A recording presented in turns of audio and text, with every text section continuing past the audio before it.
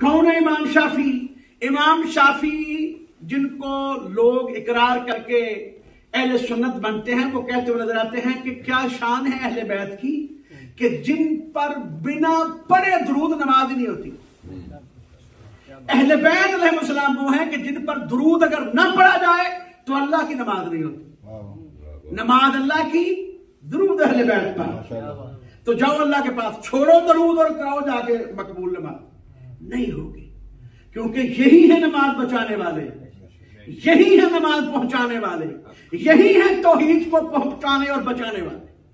और इन्हीं के घर में तौहीद का ऐलान हुआ। मैं अर्ज कर चुका हूं पहले, दावतुल अशीरा कहां पर हुई? अबू तालिब के घर में। जो अबू तालिब का घर है वो ही अली का घर है, और जो अली का घर है वो ही इमाम का घर है, और जो इमाम का घरों से हम इमाम बारगाह कहते हैं। तो इस्लाम तो आए इमाम बारगाह में भाई। मस्जिद दोनों हाथों सलाम, परवरदिगार वो अल्लाह का घर है, लेकिन उस वक्त तक तसव्वुर नहीं था जब तक इमाम बारगाह में दावतुल अशीरा नहीं हुई थी। उसके बाद ठीक है। तो ये एक बुलंद मिल के बुलंद सलवात पढ़ते मोहम्मद वाले।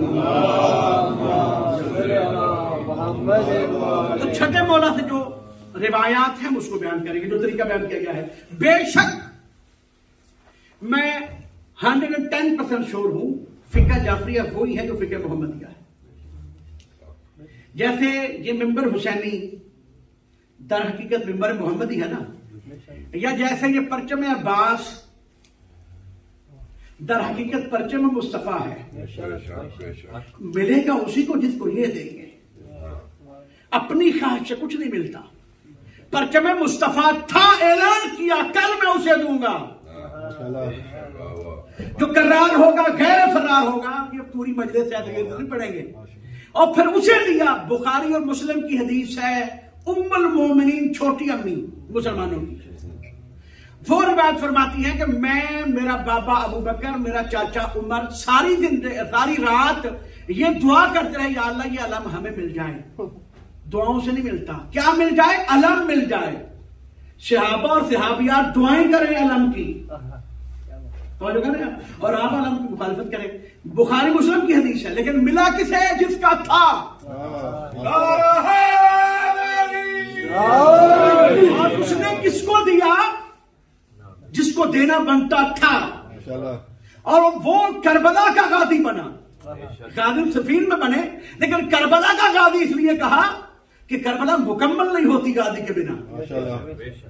तो ये अलम मुस्तफा करबला में खास हो गया अलम अब्बास के साथ, क्योंकि अब्बास वो है जिसने अलम को थाम कर हमेशा के लिए मुस्तफा और खुदा को जिंदा कर दिया। तो ये मिंबर हुसैनी दर हकीकत मिंबर मोहम्मदी है।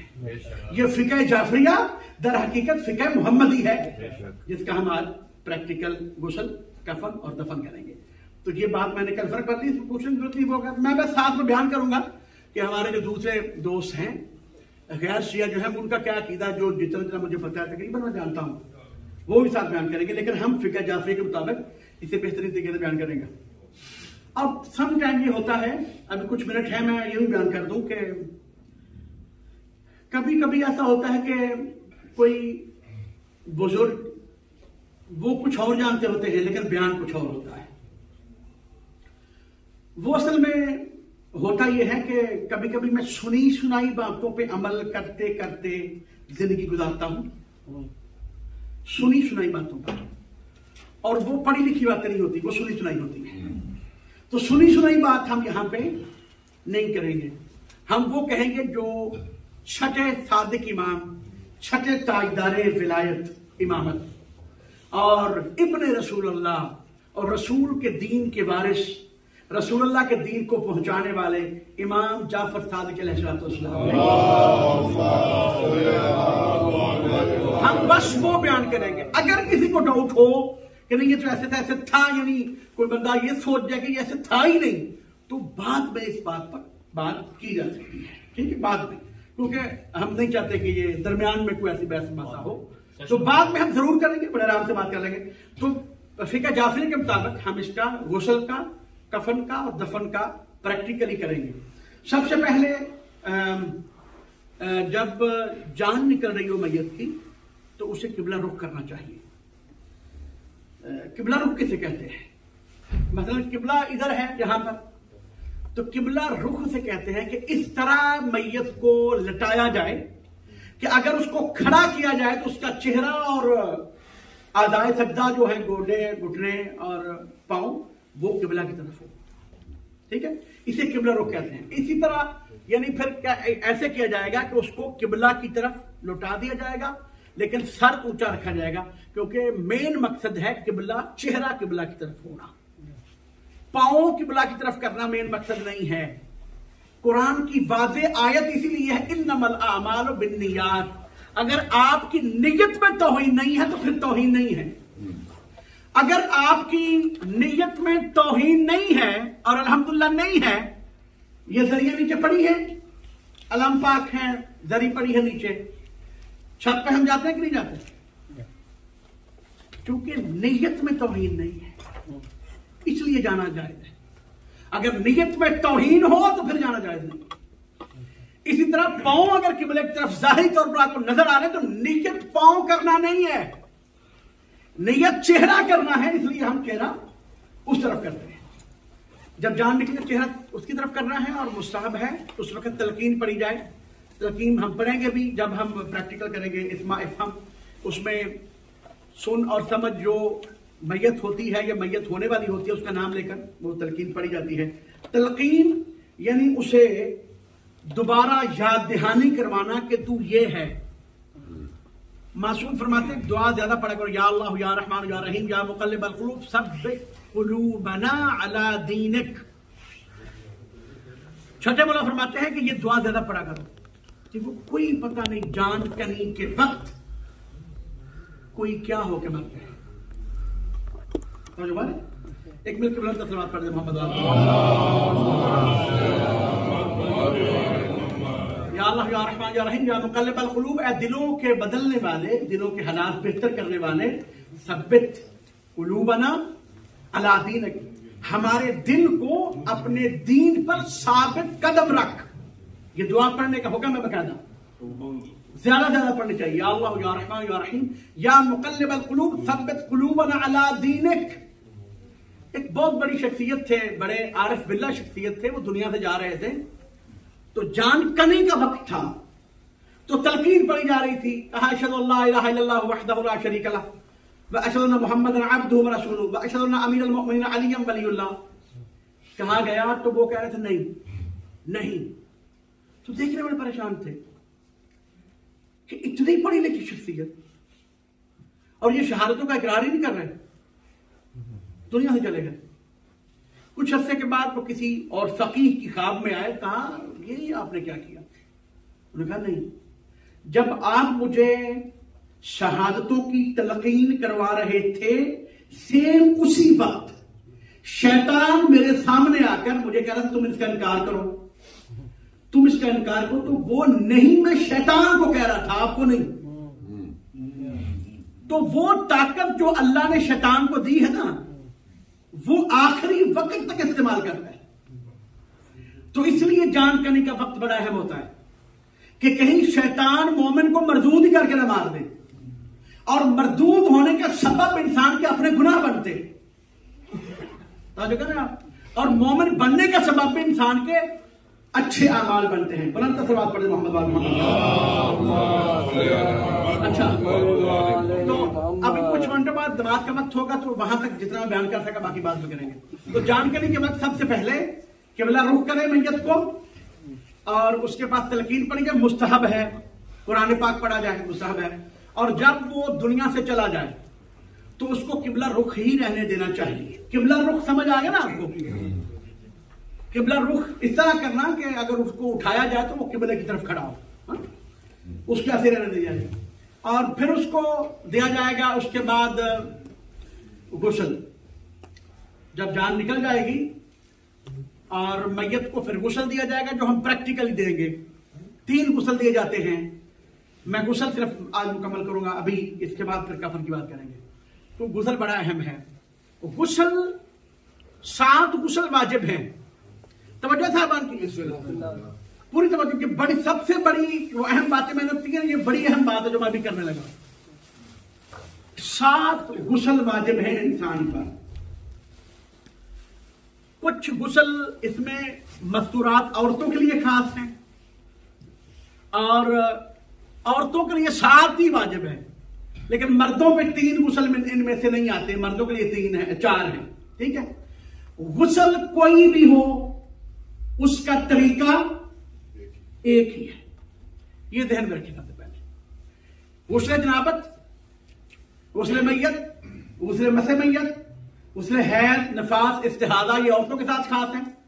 और गुस्ल नजर, मन्नत का गुस्ल। को बंदा मन्नत मान ले कि मैं गुस्ल करूंगा, अल्लाह मेरा ये काम करे, इसकी मन्नत भी हो सकती है।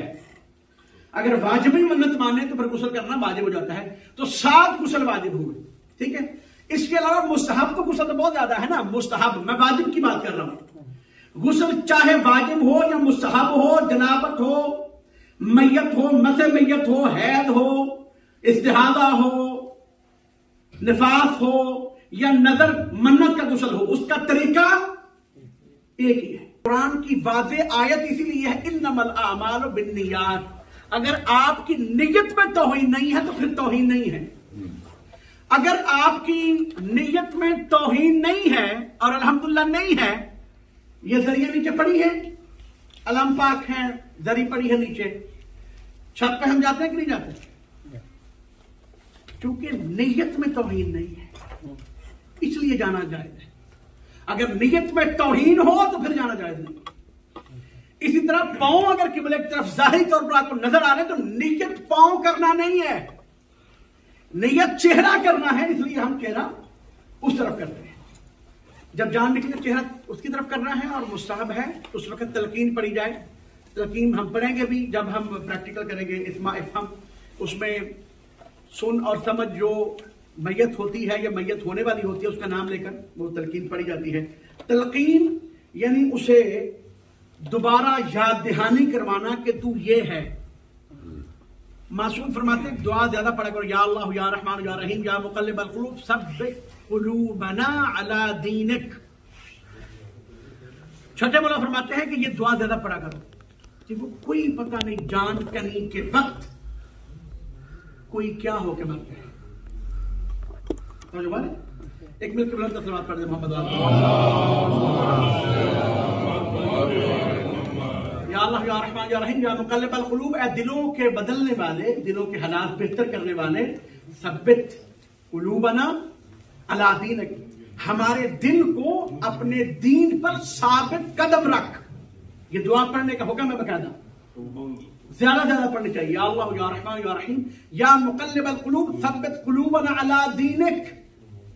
एक बहुत बड़ी शख्सियत थे, बड़े आरिफ बिल्ला शख्सियत थे, वो दुनिया से जा रहे थे तो जान कनी का वक्त था, तो तलकीन पढ़ी जा रही थी, अशहदु अल्ला इलाहा इल्लल्लाह वहदहु ला शरीका लह व अशहदु अन्ना मुहम्मदन अब्दुहु व रसूलुहु व अशहदु अन्ना अमीरुल मुमिनीन अली वलीउल्लाह।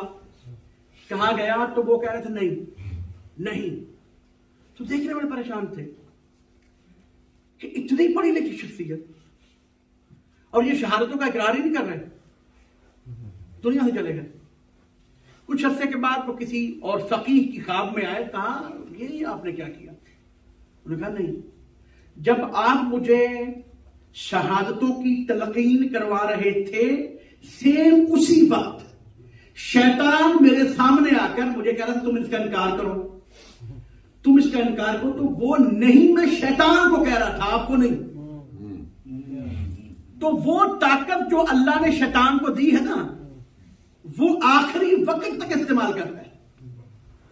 तो इसलिए जान करने का वक्त बड़ा अहम होता है कि कहीं शैतान मोमिन को मरदूद ही करके ना मार दे, और मरदूद होने का सबब इंसान के अपने गुनाह बनते आप, और मोमिन बनने का सबब भी इंसान के अच्छे अमाल बनते हैं। बुलंद सलावत पढ़े मोहम्मद अच्छा, तो अभी कुछ घंटों बाद नमाज का वक्त होगा तो वहां तक जितना बयान कर सका बाकी बात में करेंगे। तो जानकारी के वक्त सबसे पहले किबला रुख करें मैयत को, और उसके बाद तलकीन पढ़ी जाए, मुस्तहब है, कुरान पाक पढ़ा जाए, मुस्तहब है। और जब वो दुनिया से चला जाए तो उसको किबला रुख ही रहने देना चाहिए। किबला रुख समझ आ गया ना आपको?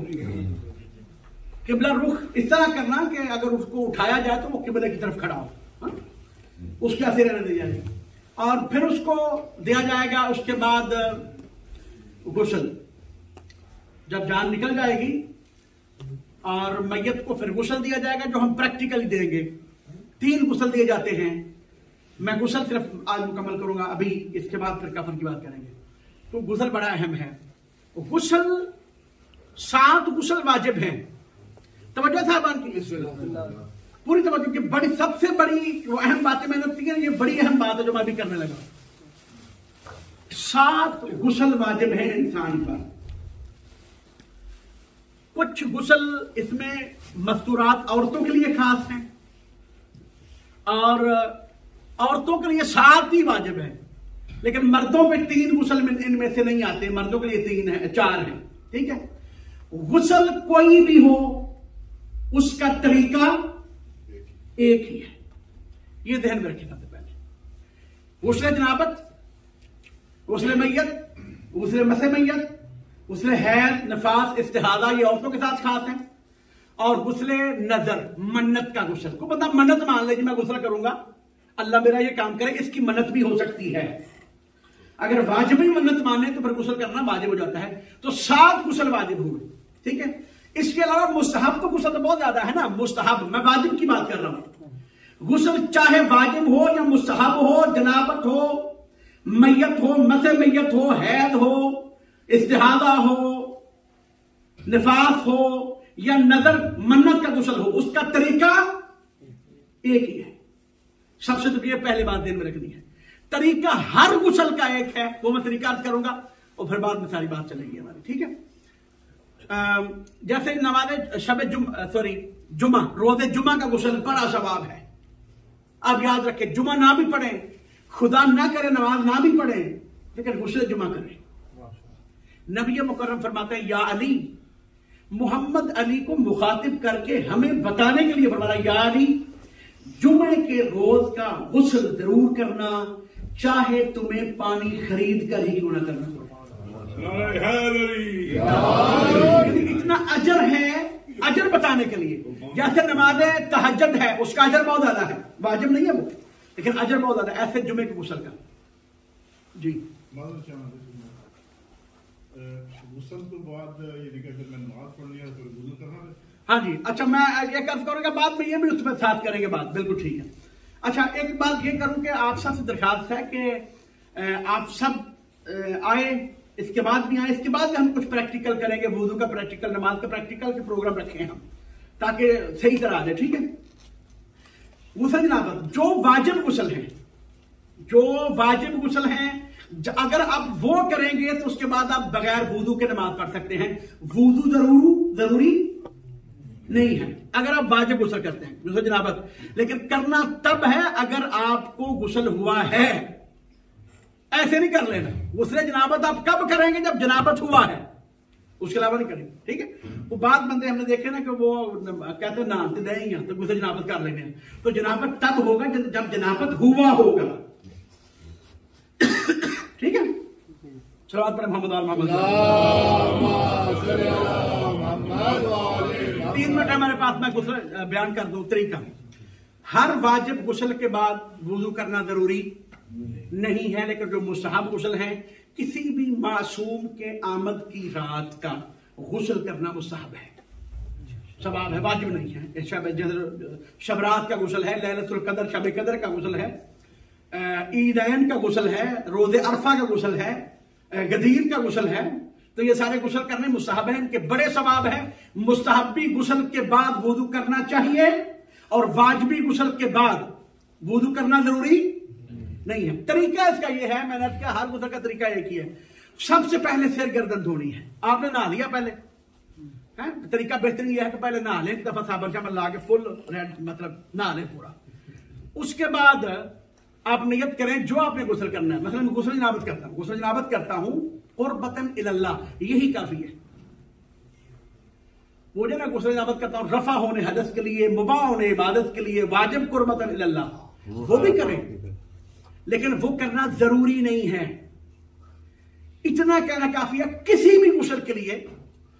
और चूंकि आपने नमाज पढ़नी तो वाजिब आप कहें साथ, ठीक है। गुस्ल जनाबत करता हूं वाजिब कुर्बतन इलल्लाह। सिर गर्दन जब आप गुस्ल शुरू करेंगे उससे पहले आप नियत करेंगे। नियत दिल में ना जरूरी है, जुबान से नियत किसी भी चीज की करना जरूरी नहीं है। ये बताने के लिए मैं कह रहा हूं आपके दिल में नियत होनी चाहिए, और जबान से भी करने तो हरज नहीं है, लेकिन जबान से करना जरूरी नहीं। तो सबसे पहले आप सिर गर्दन धोएंगे, सिर और गर्दन आप बना के धो लेंगे हैं ऐसे, देखे ना पूरे बालों पे, ताकि हर जगह पानी ऐसे उंगली मारनी है, नाक में भी मार लेनी है, ज्यादा दूर जाने की जरूरत नहीं, बस जो सामने सामने है। और फिर गर्दन ऐसे, सिर और गर्दन पूरा धुल जा, आप समझ लें कि पानी हर जगह पहुंच गया है। फिर उसके बाद राइट हैंड साइड आगे और पीछे से आप धोएंगे। फुआरा लगा हुआ, मतलब फुआरा टूटी फुआरा शावर है, तो आप पूरी तरह पूरा पानी हर जगह पहुंच जाए, हाथ आप हर जगह ले जाएंगे जहां तक जा सकते हैं। और आगे और पीछे से राइट हैंड साइड ऐसे दो हिस्से करें आपने, जैसे मरहब के मौलाना किए थे। तो वो तो फिजिकली कर दिए थे ना, वो था जो काफिर, तो काफिरों को अली ने मारेगा तो कौन मारेगा? अच्छा, राइट हैंड साइड को आपने करना है, और फिर लेफ्ट हैंड साइड को आगे पीछे से आपने अगर कर लिया है तो गुस्ल मुकम्मल हो गया। ये गुस्ल है तरतीबी। आप स्विमिंग पूल पे चले गए या दरिया में चले गए, समंदर में पाक पानी जो होता है उसमें चले गए, तो वहां भी तरीका है कि पहले आप नहा लें, आप जिस्म के साथ नजासत नहीं लगी हो, बस नियत करें कि गुस्ल जनाबत करता हूं, वाजिब कुर्बत अल्लाह, पूरा जिस्म एक दफा पानी में डुबो दे। अगर आपके घर में टब इतना बड़ा है, टब भी इतना बड़ा है आपके घर में, बड़ा घर है, मौला साहब को नसीब करे कि उसमें मतलब पूरी डुबकी लगा जा सकता है, तो पूरी डुबकी जहां पे लग सकती है वो गुस्ल एक डुबकी के साथ मुकम्मल हो जाएगा। फिर वहां पे तरतीब नहीं होगी।